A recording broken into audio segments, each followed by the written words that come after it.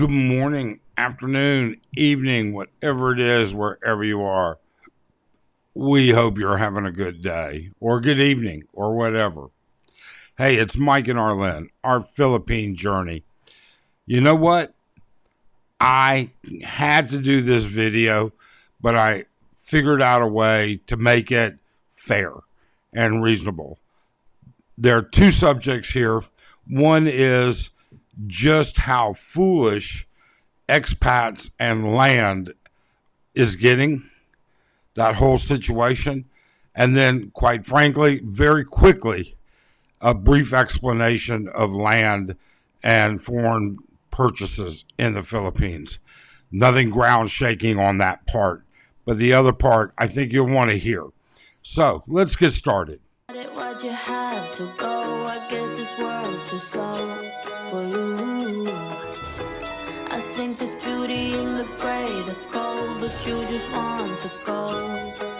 And there's no way I can beat it, cause I got no chance when it comes to her. She got the glitter and the fame, and I just wasn't enough. Okay. Like I said, there's two subjects here. So first, though, I want to talk about a video that I just saw. I'm not going to tell you who it is because, quite frankly, he's an old guy. He's an old Canadian who's recently, within the last year or so, moved to the Philippines with his partner, to be with his partner. And perhaps they even have a child. I don't know. I know that there are a couple of children. Now, I watch him. I don't really comment or anything else. He lives in a small village, way in the province. He lives a very, very super simple life. Like, I think one time he said his approximate expenses were like $600 equivalent per month. I might be off a little bit on that. Okay. I could not live like he lives. I could not live in that house that they built on leased land. I could not tolerate the family issues that he tolerates. I couldn't do any of that. Well, because of that, they're now looking to buy land and build another house. All right. They want to get away from where they are living currently. And good for him. So he's talking about the problems that he's having. Good lawyer, and a couple of other things. And then he's talking about another problem, and that's getting money. He's having trouble using his Cash app to get his money. So we have told everybody over and over, all the time. First off, have a backup plan. Second off, I do not like Cash apps. And I don't like them for a variety of reasons. And one of those reasons is what he is going through right now. Now, he didn't go in depth, but they want to know, where did his funds come from? Well, guess what? The reason they want to know that is because over a certain amount, or if there are certain triggers, that Cash app is required to inquire because of anti-money laundering laws in many countries. Canada and the USA are one of those. Okay? And now he's got to go through hoops. And until he goes through all those hoops and gets it opened, he's locked out of his Cash app. I don't know what else to say other than we have stressed upon everybody, never, ever rely on these Cash apps. Never, ever rely on a sole source of access to your money. But, okay, now the land piece. So, Mr. X, and to all of you out there, and I mean all of you, if you're thinking of buying land in the Philippines, all right, now we're going to go into the ownership piece in the end, and it's going to be very brief. But if you're thinking of buying land in the Philippines, and he's talking about finding an attorney that does this and does that and knows this, let me tell you this. If your attorney doesn't recommend what I'm getting ready to tell you, ask your attorney. Okay? I would look for another personally. Get an experienced real estate attorney when you're buying land. Maybe it doesn't matter to you because it's not that much money to you. Who knows? But why throw away money? Every dollar matters, right?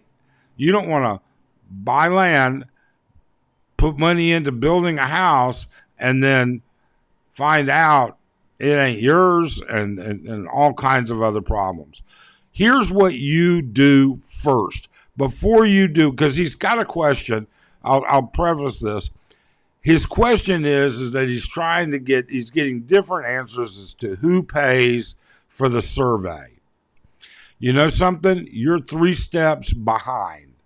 Number 1, first thing you do, the seller needs to give you their copy of their copy of the title. You take that copy of the title. You're going to go to the Register of Deeds. The Register of Deeds. Do not go to the local municipality. You want to go to the Provincial Register of Deeds.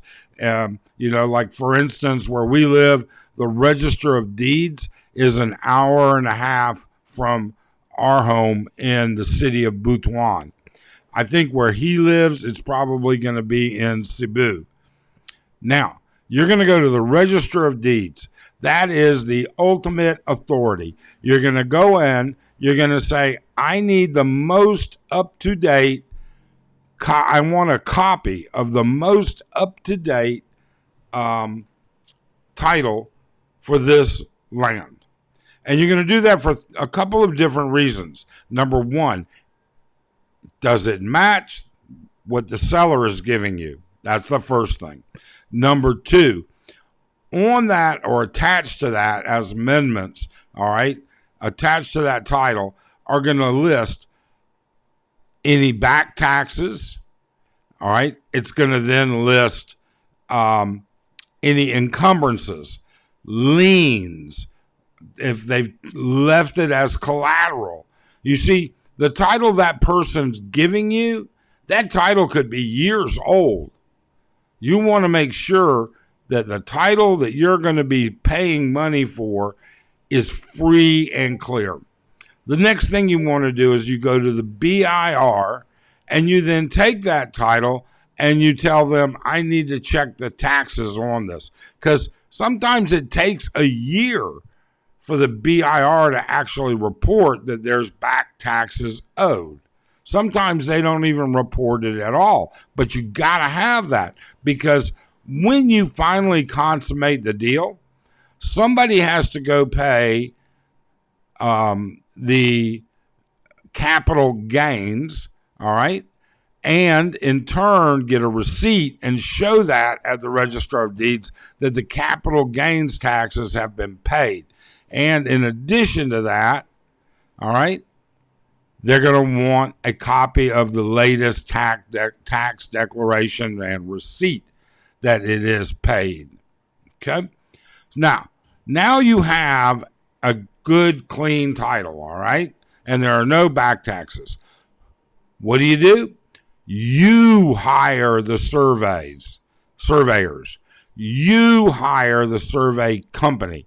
And you hire a registered, certified survey company. And then when they show up, you show up. You show up and you make sure, when you looked at that land, the little old man or little old lady that's selling that land says, well, it starts at this tree and goes to that tree and then across to that dead cow carcass and then back up here to this corner of the pig pen and then back across to that tree. Okay? No. A real title is going to have the latitude, longitude, the GPS markings for all 4 points or more if it's a jagged piece of property of the property. That's the most important issue. Now, secondarily to that, all right, the survey crew is going to say, or you should ask and find out, is this a public road? Do I have public access? You need to do all that. Don't hire an attorney until it's too late. You don't have to spend that money.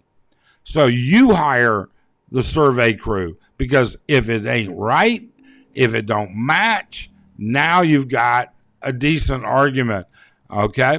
You've got something to get out of a preliminary letter of intent or anything like that, should you have already done that, okay?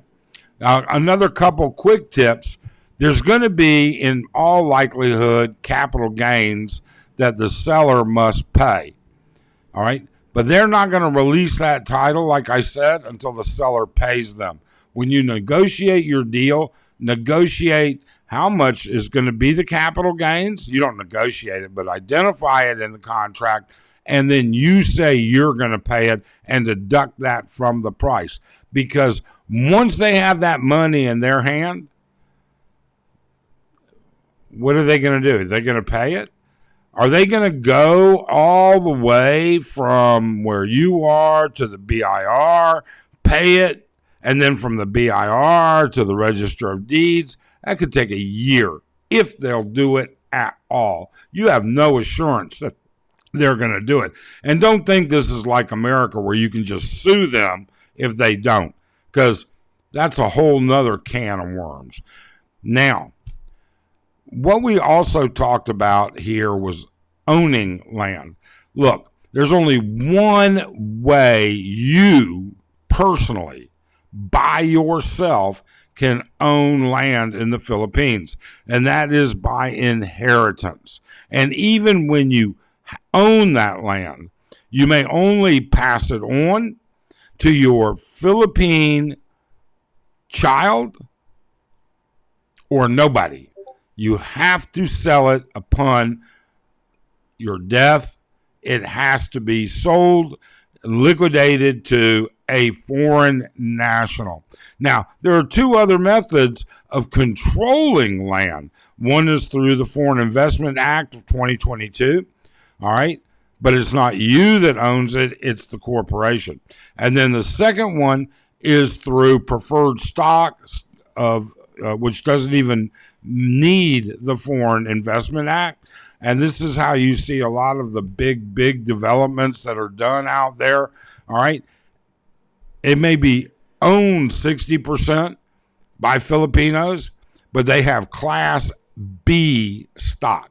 The controlling stock that has a certain list of powers, all right, that's Class A stock, and you own all of it. But you don't own that land. The corporation owns it. But you do control that corporation. Look, I can't stress this enough.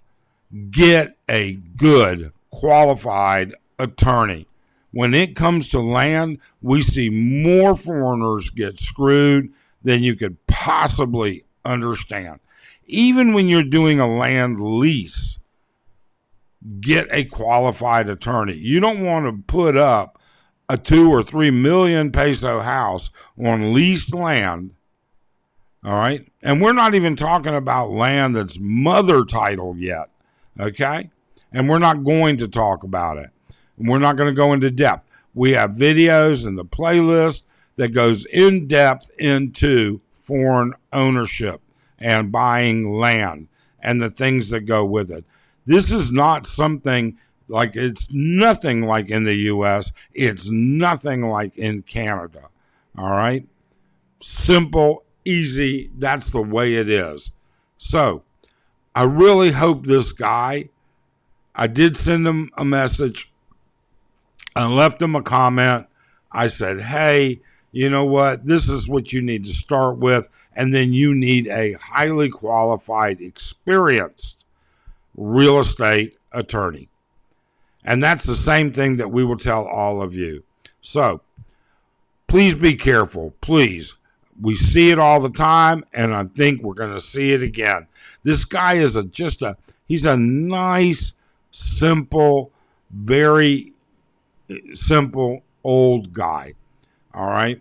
And it's not like he's just not experienced enough to even come close to dealing with this.